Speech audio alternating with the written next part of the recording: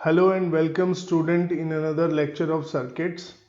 Last time हम लोगों ने सेम पोटेंशियल वाले क्वेश्चन किए थे जहां पर हमने देखा था कि कुछ कॉम्बिनेशंस में आपका रेजिस्टेंस हो या कैपेसिटर हो, वहां कंडक्टिंग वायर से उनको कनेक्ट कर दिया गया था, जिससे आपका क्या था, वहां पर सर्किट को हमें रीड्रॉ करना पड़ा था सॉल्व करने के लिए।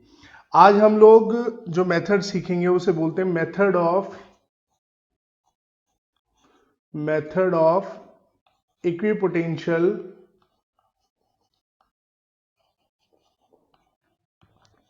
रिडक्शन। यानी कि हम लोगों को इस मेथड में क्या सीखना है,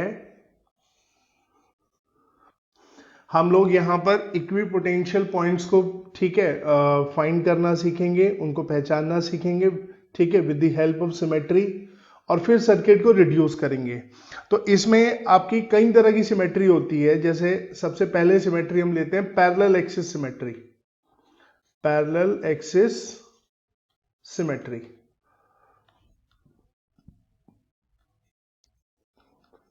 ठीक है। अब पैरेलल एक्सिस सिमेट्री किस तरीके से हम लोग लगाते हैं ये समझते हैं। एक सर्किट लेते हैं हम लोग पहले। जैसे ये एक सर्किट दिया हुआ है हमें इस तरीके से,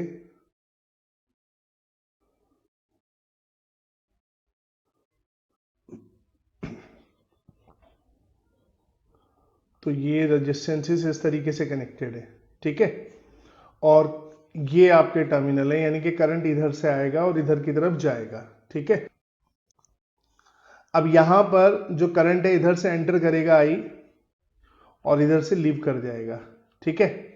अब देखिए पैरेलल एक्सिस सिमेट्री हम लोग जो है कब इस्तेमाल करते हैं, हम क्या करते हैं, करंट की डायरेक्शन के अलोंग, जिधर से एंटर कर रहा है और जिधर से लीव कर रहा है, इसको हम एक्सिस मानते हैं। देखो ये लाइन जो है ए बी वाली, ये इसको हम क्या मानते हैं, एक्सिस मानते हैं, ठीक है। और ये क्योंकि करंट की जो डायरेक्शन है उसके पैरेलल है, इसलिए इस मेथड को हम कहते हैं पैरेलल एक्सिस सिमेट्री, ठीक है। अब ये जितने रेजिस्टेंस है ये सब आर दिए हुए हैं आपको, सब इक्वल रेजिस्टेंस है, ठीक है, राइट। ये सारे के सारे रेजिस्टेंस इक्वल है। अब पैरेलल एक्सिस सिमेट्री का मतलब ये है कि इस लाइन के अलोंग अगर आप इसका इमेज ले, ठीक है, तो इसका इमेज नीचे वाला सर्किट आएगा। यानी कि ये ऊपर जो है ए बी सी डी, तो अगर ए बी सी का आप इमेज ले तो नीचे ए डी सी इसका इमेज आएगा, ठीक है। क्योंकि ये रेजिस्टेंस इस रेजिस्टेंस के बराबर है, ये रेजिस्टेंस इस रेजिस्टेंस के बराबर है। अगर ये रेजिस्टेंस डिफरेंट होता इस रेजिस्टेंस से, तब पैरेलल एक्सिस सिमेट्री काम नहीं करती, क्योंकि तब ये मिरर इमेज नहीं हो सकता था। तो जब हम सिमेट्री की बात करें, ठीक है, करंट इलेक्ट्रिसिटी में कभी भी सर्किट सॉल्व करते वक्त, तो सिमेट्री का हमारा ज्यादातर जो मतलब होता है वो होता है इमेज। किससे मतलब होता है, इमेज। और वो एक्सिस किसका काम करती है, मिरर का, इमेज इन मिरर, ठीक है। जैसे इमेज इन मिरर होती है बिल्कुल ऐसे ही। तो अगर ये पैरेलल एक्सिस को हम मिरर बना दे तो इस एबीसी की इमेज एडीसी आएगी, ठीक है।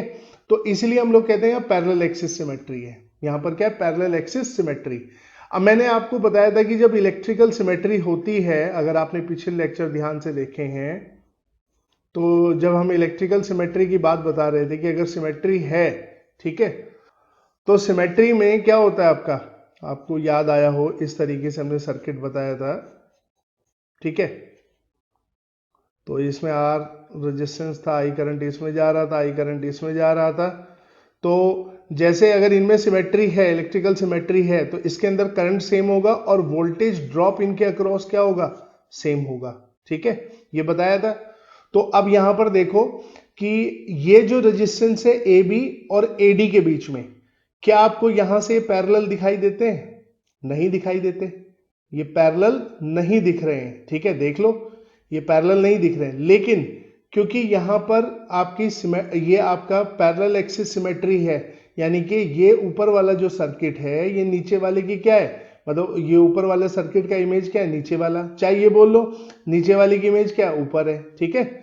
तो यहां पर ये इनकी मिरर इमेज है, तो यहां पर सिमेट्री है, और सिमेट्री है तो इसका मतलब इस ए बी ब्रांच में जो करंट जाएगा, मान लीजिए I1 जा रहा है और इसके अंदर सपोज हम मान लेते हैं I2 जा रहा है, तो ये I1 इक्वल्स टू I2 होगा। क्यों? क्योंकि सिमेट्री है इनमें, इनके अंदर क्या है, सिमेट्री है। तो इसका मतलब ये हुआ कि इसके अंदर करंट आपका सेम जाएगा, इस ब्रांच में भी, इस ब्रांच में भी, क्योंकि ये ब्रांच इस ब्रांच के सिमेट्रिकल है, ये वाली इस वाली की सिमेट्रिकल है, ये वाली इस वाली की सिमेट्रिकल है। ठीक है, तो अब यहां पर देखो कि यहां से अगर करंट मान लीजिए हम लोग बोल दें कि I3 आएगा, तो यहां से कितना आएगा, अगर यहां से I4 आएगा तो I3 इक्वल्स टू I4 होगा। ठीक है, I3 इक्वल्स टू I4 होगा। अगर इस ब्रांच से करंट I5 आएगा और इससे I6 आएगा, ठीक है, तो I5 इक्वल टू I6 होगा। ये सब किसके कारण है, सिमेट्री के कारण। क्योंकि जब सिमेट्री होती है तो दो चीज सेम होती है, करंट, ठीक है, और क्या, वोल्टेज, तभी तो सिमेट्री होगी। वरना अगर करंट डिफरेंट होता है इन दोनों ब्रांच में तो सिमेट्री नहीं हो सकती थी। ठीक है, तो करंट सेम होगा और वोल्टेज, ये दोनों क्या होंगे, आपका करंट भी सेम होगा। ठीक है, current not equal to voltage नहीं बोल रहा हूं मैं, यानी कि करंट इन ब्रांचेस में सेम होगा और वोल्टेज ड्रॉप भी इन ब्रांचेस में क्या होगा, सेम। तो ऐसे ही इस ब्रांच का वोल्टेज इस ब्रांच के वोल्टेज के बराबर होगा, क्योंकि इसका करंट इसके करंट के इक्वल है। तो अब देखो, इस वाले रेजिस्टेंस में करंट I1 क्योंकि I2 के इक्वल है, तो जो I1R है वो I2R के इक्वल हो गया। तो मतलब AD ब्रांच का पोटेंशियल AB ब्रांच के पोटेंशियल के इक्वल है। ठीक है, ये दोनों पोटेंशियल क्या इक्वल है, और ये कंडीशन किसकी होती है, पैरेलल की। तो हम कह सकते हैं कि ये वाला रेजिस्टेंस इस वाले रेजिस्टेंस के पैरेलल है, ये वाला रेजिस्टेंस इस वाले रेजिस्टेंस के पैरेलल है। ठीक है, आप देख सकते हैं यहां पर। तो यही बात हमें ध्यान रखनी है कि हम जब सर्किट को ऐसे देखते हैं नॉर्मल, तो हमारे लिए ऑब्जर्व करना मुश्किल होता है, लेकिन जब हम सिमेट्री लगाते हैं तो हमारे लिए काम आसान हो जाता है। जैसे हमने यहाँ पे सिमेट्री लगाई, हमने कहा ये पैरेलल एक्सिस है और ये सर्किट इसके सिमेट्रिकल है, यानी कि इसका मिरर इमेज ये नीचे है। तो इसका मतलब ये हुआ कि इसमें जो करंट होगा वो इसमें होगा, इसमें जो करंट होगा वो इसमें होगा, इसमें जो करंट होगा वो इसमें होगा। ठीक है, तो इसका मतलब इसका पोटेंशियल इसके बराबर हो गया। तो ये जो आपको यहाँ पैरेलल में नहीं दिख रहे हैं, तो ये एक्चुअल में किस में हो गए, इस लॉजिक से पैरेलल में हो गए। ठीक है, तो यही आपकी कहलाती है पैरेलल एक्सिस सिमेट्री। अब इसमें फिर हम क्या करते हैं, हम इस सर्किट को देखो ऐसे रिड्यूस कर देते हैं। यही सर्किट को दोबारा से बना के दिखाते हैं। ये सर्किट था इस तरीके से, ठीक है, यहां पे आपने पैरेलल एक्सिस लगा दिया। अब देखो, कई बार क्वेश्चन सीधा पैरेलल एक्सिस थ्योरम से मतलब सॉरी पैरेलल एक्सिस सिमेट्री से सॉल्व हो जाएगा डायरेक्ट। ठीक है, कई बार क्या होगा, ये हेल्प करेगा सर्किट को रिड्यूस करने में।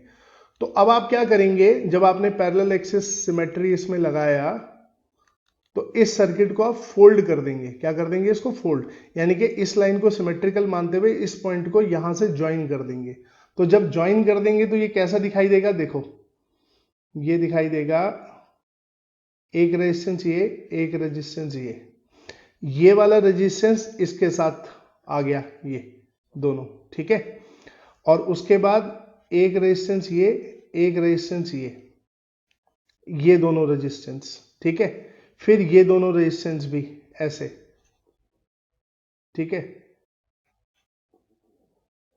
ये रेजिस्टेंस और बीच में ये दोनों रेजिस्टेंस, एक रेजिस्टेंस और एक रेजिस्टेंस ठीक है, और ये ए और ये बी। ठीक है, तो ये आर ये आर ये आर ये आर ये आर ये आर और ये भी आर।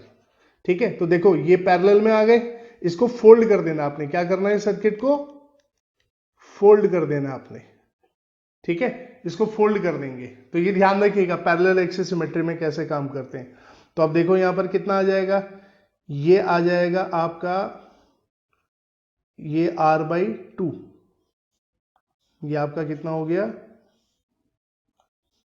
R/2। ठीक है, और ये आपका कितना हो गया, R/2, ये कितना हो गया, R/2, और ये कितना है, R, ये कितना है, R, ये टर्मिनल, ठीक है। तो यहां से इन दोनों से r/2 आया, इन दोनों से r/2 आया, इन दोनों से r/2 आया। अब देखो इसको ध्यान से देखो, अब यहां पर ये वेटस्टोन ब्रिज बन गया, 5 रेजिस्टेंस का कॉम्बिनेशन आ गया ना, ये वेटस्टोन ब्रिज बन गया। कैसे? ये r/2 और इस r/2 का रेशियो कितना आ रहा है 1, इस r और इस r का रेशियो कितना आ रहा है 1। इस सर्किट को ऐसे चाहो तो आप इस तरीके से थोड़ा सा और सिस्टमैटिक बना देते हैं हम लोग, ठीक है। इसी सर्किट को और आप, ठीक है, ऐसे बना सकते हो, ऐसे बना सकते हो। इस रेजिस्टेंस को यहां दिखा दो, इस रेजिस्टेंस को ऐसे दिखा दो, इस रेजिस्टेंस को ऐसे दिखा दो। तो ये B, ये A, तो ये r/2, ठीक है, ये r/2, ये r/2, ये R, ये R दिख रहा है। ये वेटस्टोन ब्रिज है, तो इसका रेशियो इसके साथ 1 आ रहा है, इसका रेशियो इसके साथ 1 आ रहा है। तो ये बीच का क्या हो जाएगा? वेटस्टोन ब्रिज में क्या होता है ये, यानी कि बैलेंस है वेटस्टोन ब्रिज। जब ये रेजिस्टेंस के रेशियो सेम होते हैं तो वेटस्टोन की ब्रिज क्या होता है? बैलेंस। तो ये बीच का रेजिस्टेंस हट जाएगा, तो सर्किट कैसा बचेगा? ऐसा, r/2, r/2, ये R और ये R, ठीक है, ये A, ये B। तो अब देखो ये दोनों सीरीज में, ये दोनों सीरीज में, तो आपका क्या हो जाएगा सर्किट? तो सर्किट देखिए इस तरीके से हो जाएगा। A, ये रेजिस्टेंस r/2 सीरीज में क्या आ गया? R, ठीक है, और ये कितना आ गया? 2R, R+R 2R, ये B। अब ये दोनों किस में हो गए? पैरेलल में। तो 1/R इक्विवेलेंट कितना आ गया? 1/R प्लस 1/2R, ठीक है। तो ये कितना हो जाएगा आपका R इक्विवेलेंट? ये आपका हो जाएगा 2, इसको दोबारा से लिख देते हैं, 2/3R, ठीक है। तो यहां R इक्विवेलेंट कितना आ गया? 2/3R। तो देखो कितना आसान है इसको निकालना, बिल्कुल भी डिफिकल्ट नहीं है। बस आपने क्या करना है? पैरेलल एक्सिस सिमेट्री लगानी है, ठीक है। तो पैरेलल एक्सिस सिमेट्री लगा दोगे तो उसके बाद तो कुछ है ही नहीं इसके अंदर। तो ये 2/3 इंटू R यहां पर इक्विवेलेंट आ गया। तो ये हमने लगाई कौन सी सिमेट्री? पैरेलल एक्सिस, ठीक है, सिमेट्री। अब एक सिमेट्री होती है परपेंडिकुलर एक्सिस सिमेट्री। अब ये क्वेश्चन काफी अच्छा है क्योंकि इसमें पैरेलल एक्सिस सिमेट्री भी और परपेंडिकुलर एक्सिस सिमेट्री भी है। तो परपेंडिकुलर एक्सिस सिमेट्री क्या होती है?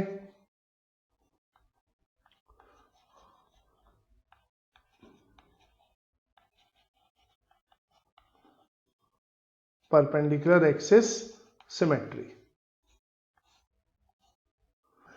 देखिए परपेंडिकुलर एक्सिस सिमेट्री में भी आपका मिरर इमेज ही लेना है। बस अब यहां फर्क क्या पड़ेगा, क्योंकि यहां परपेंडिकुलर एक्सिस सिमेट्री हमने बोला है, तो हमने जब पैरेलल एक्सिस सिमेट्री ली थी तो क्या देख के ली थी कि करंट की डायरेक्शन के पैरेलल होगी। तो परपेंडिकुलर का मतलब क्या हुआ? करंट की डायरेक्शन के क्या होगी? परपेंडिकुलर होगी, ठीक है। तो जैसे यहां पर ये AB से ऐसे करंट आएगा और यहां फाइनली करंट ऐसे जाएगा, ठीक है। तो जो परपेंडिकुलर एक्सिस सिमेट्री है वो ये वाली होगी, ठीक है, इस करंट की डायरेक्शन के परपेंडिकुलर, इसे बोलेंगे परपेंडिकुलर एक्सिस सिमेट्री, XY मान लिया हमने, ठीक है। तो परपेंडिकुलर एक्सिस सिमेट्री का क्या बेसिक हुआ कि करंट की डायरेक्शन के परपेंडिकुलर होगी और ये भी मिरर का काम करेगा। तो अब देखो इधर की इमेज इधर वाली आ रही है, ठीक है। अगर आप इसकी इमेज ले तो इधर इमेज आ रही है। तो यहां पर सिमेट्री तो है लेकिन यहां एक प्रॉब्लम है, ठीक है। एक जो पैरेलल एक्सिस सिमेट्री में जो हमने चीजें सीखी थी वहां पर आपने देखा था कि करंट भी मिरर इमेज आ रहा था, करंट भी मिरर इमेज आ रहा है। मैं आपको दोबारा दिखाता हूं।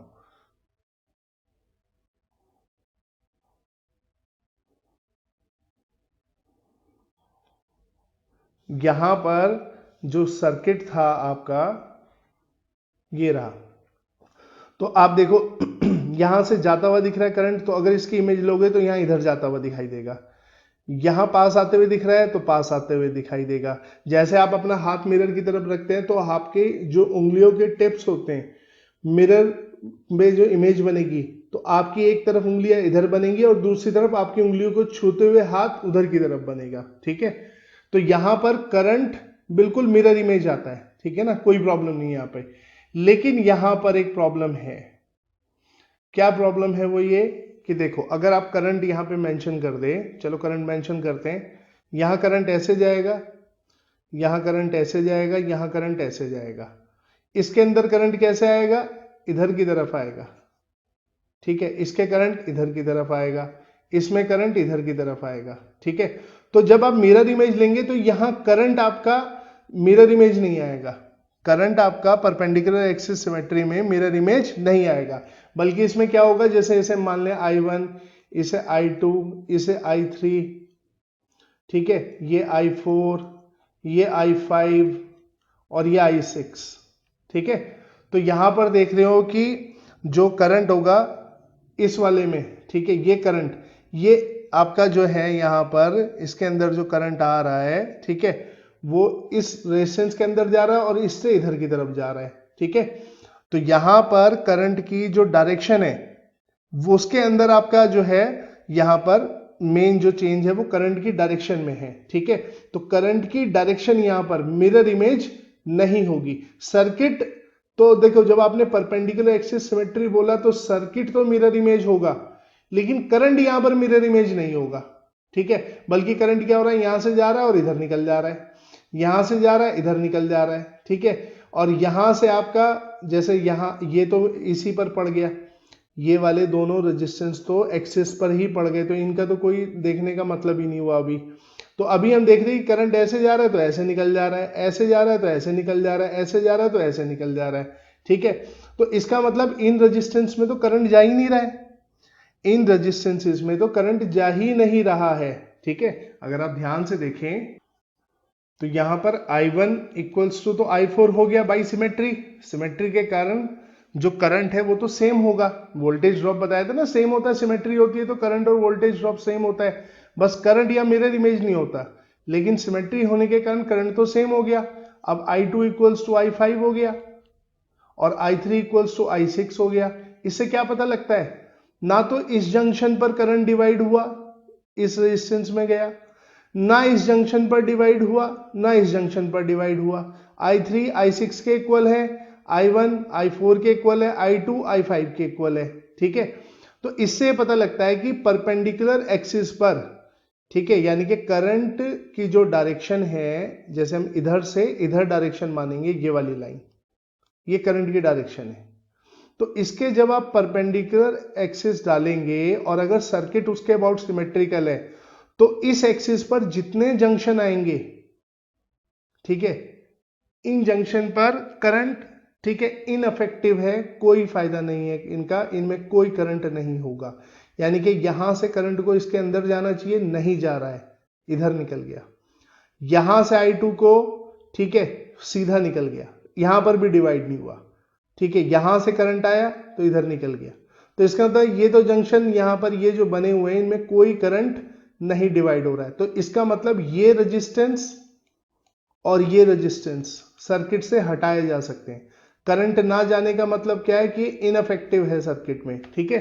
तो इसका मतलब इन रेजिस्टेंसेस को आप क्या कर सकते हैं, रिमूव कर सकते हैं। और इसकी पहचान क्या है, जो परपेंडिकुलर एक्सिस पर जितने जंक्शन पड़ते हैं वो इनफेक्टिव होते हैं क्योंकि उनमें करंट डिवाइड नहीं होता है, तो उनके बीच के रेजिस्टेंसेस को आप हटा सकते हैं। ये होती है परपेंडिकुलर एक्सिस थ्योरम लगाना। तो क्या क्या ध्यान रखना है, पहले तो सिमेट्री देखनी है, किसके अबाउट सिमेट्री देखनी है, परपेंडिकुलर एक्सिस। और परपेंडिकुलर और पैरेलल का फैसला कैसे करते हैं हम लोग, ठीक है, हम लोग करंट की डायरेक्शन देखते हैं, अगर उसके पैरेलल एक्सिस ली तो पैरेलल एक्सिस, उसके परपेंडिकुलर ली तो फिर परपेंडिकुलर एक्सिस।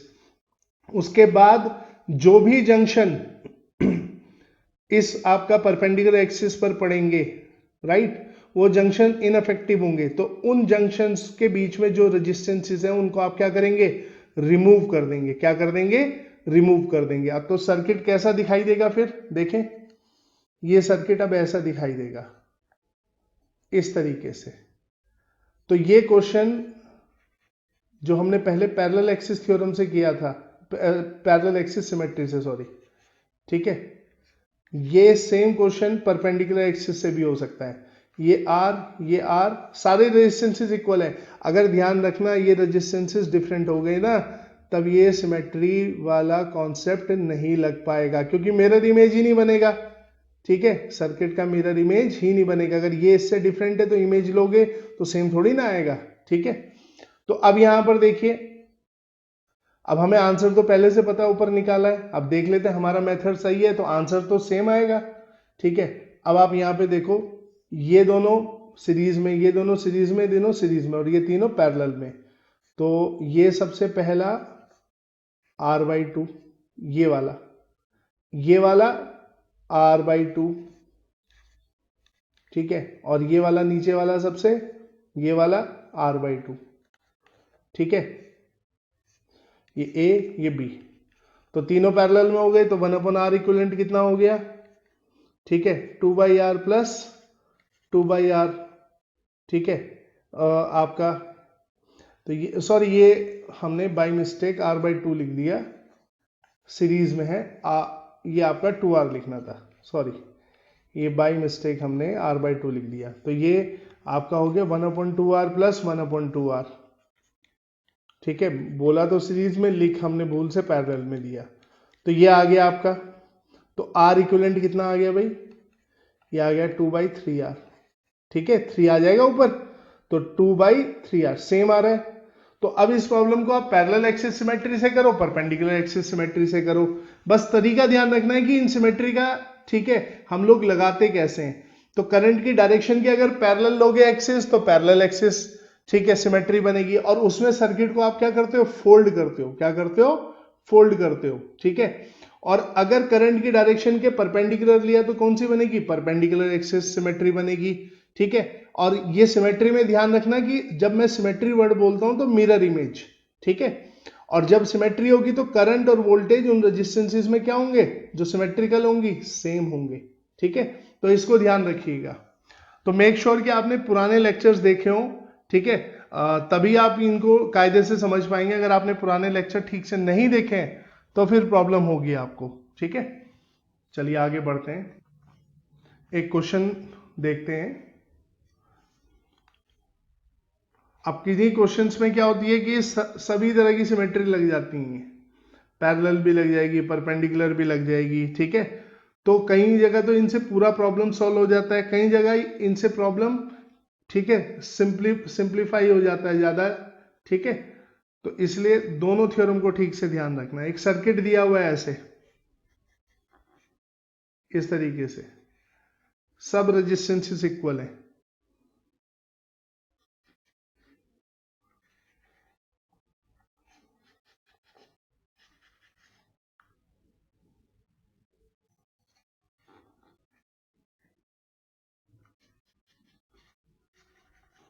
इस तरीके से सर्किट दिया हुआ है, ये भी है, ठीक है। तो सारे रेजिस्टेंसेस हमको आर दिए हुए हैं, ये भी आर, ये भी आर, ठीक है, सब के सब आर रेजिस्टेंसेस है। तो सिमेट्री तो आसान हो जाएगी इसके अंदर, देखना कोई प्रॉब्लम नहीं है सिमेट्री देखने में, ठीक है। इस तरीके से ये दिया हुआ है सर्किट, राइट। तो करंट यहां से एंटर करेगा और यहां जाएगा, ठीक है। अब इसका ए और बी के बीच में इक्विवेलेंट रेजिस्टेंस निकालना है, मैं कितना इक्विवेलेंट रेजिस्टेंस होगा इसका, ठीक है। तो बिल्कुल भी प्रॉब्लम की बात नहीं है इसके अंदर, ये बहुत ही आसान है। मैं सबसे पहले यहाँ पे जो है सिमेट्री देखता हूं। मैं पहले क्या लगाता हूं, पैरेलल एक्सिस सिमेट्री लगा देता हूं। ये देखो, ये एक्सिस हो गई। अगर मैं सर्किट को मोड़ दूं, ठीक है, तो ये बिल्कुल इस पे ओवरलैप कर जाएगा, क्योंकि ये ऊपर का पार्ट जो है इसका अगर मैं इमेज लूं इस एक्सिस में, ए बी एक्सिस में, तो ये नीचे वाला पार्ट आएगा, ठीक है, करेक्ट। तो ये इसका बिल्कुल मिरर इमेज है। तो मिरर इमेज होने का मतलब क्या है, इसे फोल्ड कर सकते हो आप। तो चलो इसको फोल्ड कर देते हैं, ठीक है। और ये मैंने बताया था कि अब ये आपस में क्या आ जाएंगे, पैरेलल में आ जाएंगे, ठीक है। तो पहले इसको फोल्ड कर लेते हैं सर्किट को, ठीक है। तो फोल्ड होके आप ये देखो, बस जहां जहां ये आपको दिख रहा है वहां डबल बना दो, ये डबल, ये डबल, ये डबल, ये डबल, ये डबल, ये डबल, ये डबल और ये डबल। क्यों? क्योंकि इसके ऊपर ये वाला रेजिस्टेंस ओवरलैप करेगा इस, ठीक है, इसके ऊपर ये वाला करेगा, ये सॉरी ये डबल नहीं होगा, ये एक्सेस वाला, केवल ये वाला, ये वाला, ठीक है, ये वाला, ये वाला, ये वाला और ये वाला और ये वाला और ये वाला, ठीक है, ये ओवरलैप करेंगे, राइट। तो चलिए हम यहां पर बना देते हैं इसको ना। तो पहले हमने ये बनाया, तो ये एक रेजिस्टेंस, ये एक रेजिस्टेंस, इन दोनों का काम खत्म, ठीक है। और एक रेजिस्टेंस ये वाला, ठीक है, ये दोनों आ गए। अब इन दोनों की बारी, ठीक है। तो यहां से आपका क्या हुआ, एक रेजिस्टेंस आपका इधर की तरफ गया, नीचे की तरफ, ठीक है, और एक ऐसे, राइट। क्योंकि देखो इन दोनों रेजिस्टेंस ये यहां से जुड़े हुए हैं और ये यहां से ऐसे जुड़े हुए हैं, तो ये इसके ऊपर ओवरलैप कर जाएगा, ये करेक्ट, ये ध्यान रखना। तो ये आ गया इसके ऊपर, ये वाला इसके ऊपर, इन दोनों के बीच में ये रहा, ठीक है। तो 1 2 3 4 5 रेजिस्टेंसेस, ठीक है, हमारे ओवरलैप करेंगे। अब ये वाला इससे ओवरलैप करेगा तो ऊपर की तरफ बनेगा ऐसे, ठीक है। तो इनका भी काम खत्म। अब आगे इसकी बारी, तो इस रेजिस्टेंस से ये वाला ओवरलैप करेगा, तो यहां एक रेजिस्टेंस दिखा दो इस तरीके से, ठीक है। अब इसकी बारी आ गई, तो ये रेजिस्टेंस इसके साथ ये ओवरलैप करेगा, ठीक है। तो ये आपका ये हो गया, ठीक है, ये दोनों हो गए। अब इन दोनों की बारी, ये दोनों हो चुके हैं और ये दोनों हो चुके हैं, अब ये दोनों और ये बचा है, तो यहां पर इसके ऊपर ये ओवरलैप कर गया ऐसे, ठीक है, और इन दोनों के बीच में ये रेजिस्टेंस है। अब ये सर्किट ना आपने ठीक से बनाना है, देख के, सर्किट ठीक नहीं बनाओगे तो कुछ नहीं होगा, ठीक है। तो हमने पकड़ के इसको बस यहां ज्वाइन कर दिया, तो ये दोनों आपस में जुड़ गए, ठीक है। तो ये दोनों बने, वो ये रहे, इनके बीच में ये था, ये रहा, ये दोनों यहां पर है, ये वाला और ये वाला ये है, ये वाला रेजिस्टेंस और ये वाला रेजिस्टेंस यहां पर है, ये दोनों यहां पर है, ठीक है, और ये दोनों यहां पर है, और इनके बीच का रेजिस्टेंस यहां पर है। तो ये आपके देखो, ये आर, ये आर, ये आर, ये आर, ये सब आर है, ठीक है। तो ये देखो पैरेलल में आ गए, ये किस में आ गए, पैरेलल में। तो सर्किट आपको ऐसे आपने रिड्यूस कर दिया circuit with the help of, ठीक है, पैरेलल एक्सिस थ्योरम, राइट। अब हम इसको क्या करते हैं, इसको सिंप्लीफाई कर लेते हैं, चलो इसको सिंप्लीफाई करते हैं, ठीक है। तो अब आप देखिए यहां पर ये हो गया R/2, ये दोनों पैरेलल में, ये दोनों पैरेलल में, तो एक रेजिस्टेंस यहां आ गया R/2 और एक रेजिस्टेंस यहां आ गया R/2, ठीक है। तो 3 रेजिस्टेंस हो गए और इनके बीच में एक रेजिस्टेंस है ये R, ठीक है, क्लियर। अब यहां पर आप देखिए ये R हो गया, एक रेजिस्टेंस यहां पर R/2, ठीक है, फिर एक रेजिस्टेंस यहां पर R/2, उसके बाद एक रेजिस्टेंस यहां R/2, ये R/2, ये R/2, ये R/2, इनके बीच में R, ठीक है, ये R। अब ये आपका ए भी हो गया, ठीक है। तो अब आप यहां पर देखिए ये हमने कर दिया। अब ये आपस में दोनों किस में, सीरीज में, ठीक है, ये दोनों सीरीज में आप देख सकते हैं यहां पर, राइट। इसमें तो कोई आपकी प्रॉब्लम ही नहीं है बिल्कुल भी। तो हम लोग अब यहां पर क्या करेंगे, ठीक है, इनको थोड़ा सा सिंप्लीफाई करेंगे सर्किट को। अब इस स्टेप पे आपके पास कई तरीके हैं इसको सिंप्लीफाई करने के। आप इन दोनों को सीरीज में लेके जा सकते हैं, ठीक है, तब भी आप इसको सिंप्लीफाई कर सकते हैं। आप नहीं तो यहीं पर आप एक बात देख सकते हैं। आप देखिए यहां पर, अब मैं यहां परपेंडिकुलर एक्सिस थ्योरम लगा रहा हूं, करंट इधर आएगा इधर से। तो अब आप देखिए यहां पर कि एक जंक्शन, ये यहां पर एक पड़ रहा है, एक यहां जंक्शन है। तो अब आप यहां पर अगर गौर से देखें, ठीक है, इसको, तो यहां पर ये और ये परपेंडिकुलर एक्सिस पर पड़ रहे हैं, ठीक है। तो अगर इनके बीच में कोई रेजिस्टेंस होता हम वैसे भी हटा देते, ठीक है। या हम ये कह सकते हैं कि अब यहां पर कि इस जंक्शन का कोई फायदा नहीं है, अननेसेसरी बना हुआ है, क्योंकि करंट तो इस जंक्शन पर डिवाइड नहीं होगा। तो आप इस जंक्शन को चाहो, ठीक है, तो यहां से इसको हटा सकते हो, इसको रिमूव कर सकते हो, ठीक है, कोई प्रॉब्लम नहीं है बिल्कुल भी, राइट। तो हम लोग यहां पर इस तरीके से भी सर्किट में करते हैं और इसको सिंप्लीफाई करके कई बार आप ऐसे कर लेते हैं, ठीक है। एक सेकेंड,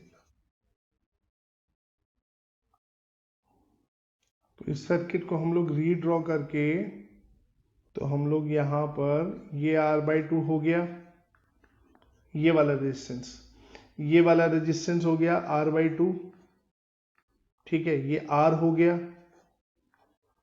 और देखो जो परपेंडिकुलर एक्सिस पर पड़ रहे हैं, जितने भी ये पॉइंट पड़ रहे हैं, इन पर पोटेंशियल क्या होगा, सेम।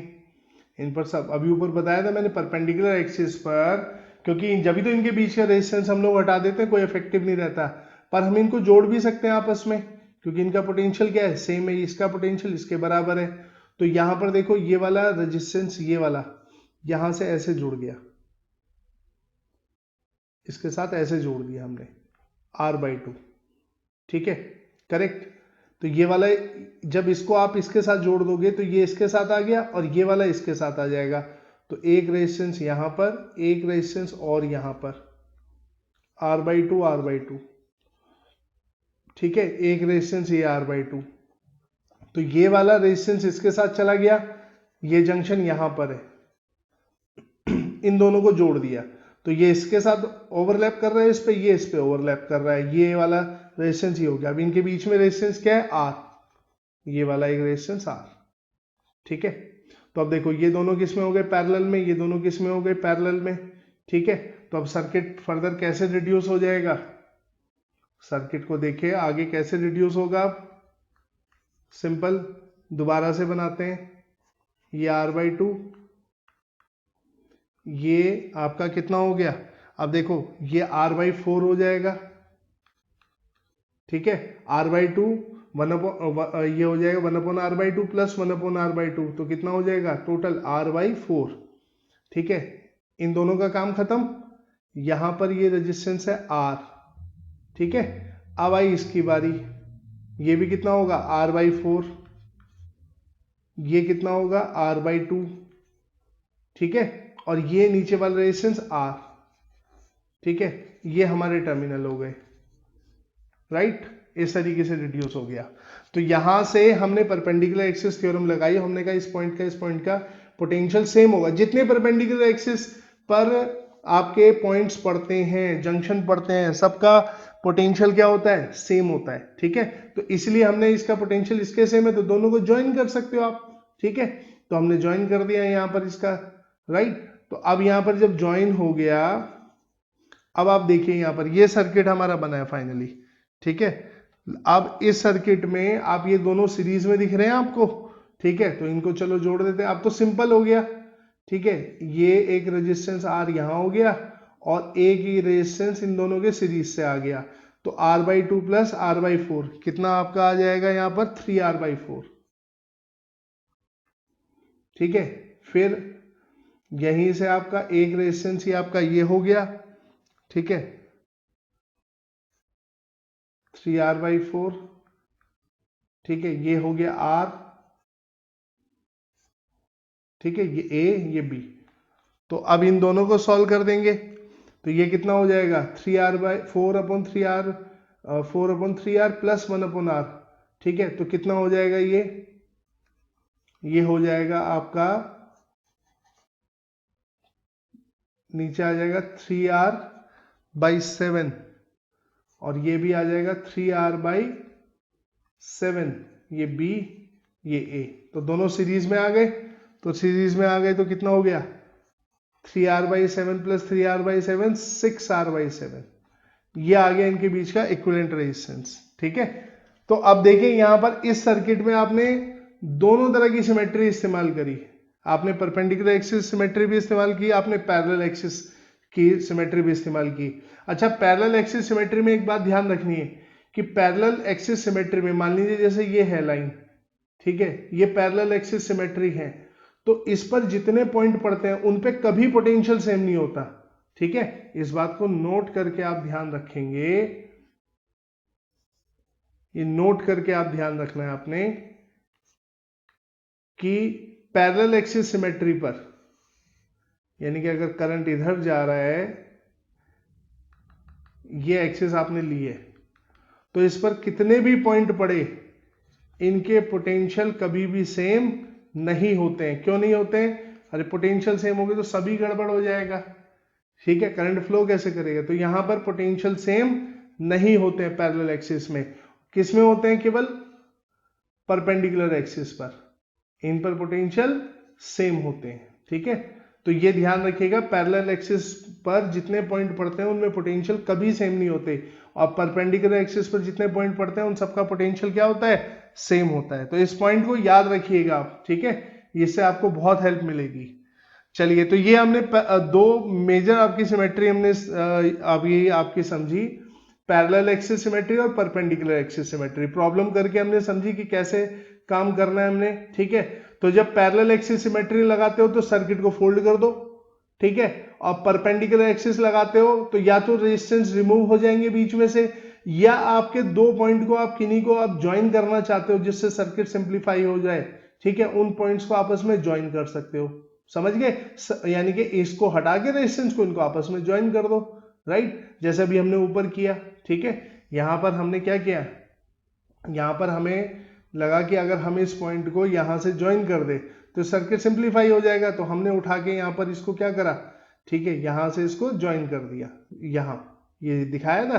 ठीक है, इसको इसके साथ ज्वाइन कर दिया, तो ये रेजिस्टेंस इस पे ओवरलैप कर गया, ये इस पे ओवरलैप कर गया यहां पर, तो ये पैरेलल में आ गए थे। ठीक है, तो इसको ध्यान रखना है आपने। तो देखिए, ये सिमेट्रियां ये क्वेश्चन में प्रैक्टिस करके ही समझ आती हैं। आप बिना क्वेश्चन के प्रैक्टिस करें, यानी कि ऐसा कोई तरीका नहीं है कि बिना क्वेश्चन प्रैक्टिस करें आप इनको सीख जाए। आपको इनको लगा के देखना पड़ेगा, जितना लगाओगे उतना कंफर्टेबल होते रहोगे। ठीक है ना? तो अभी तो आज हमने शुरुआत की है, कुछ और क्वेश्चंस करेंगे आगे इन्हीं सिमेट्री पर। ठीक है, तो फिर मिलते हैं नेक्स्ट लेक्चर में। ठीक है, नेक्स्ट लेक्चर में और डिस्कस करेंगे इनके बारे में। चलिए, थैंक यू।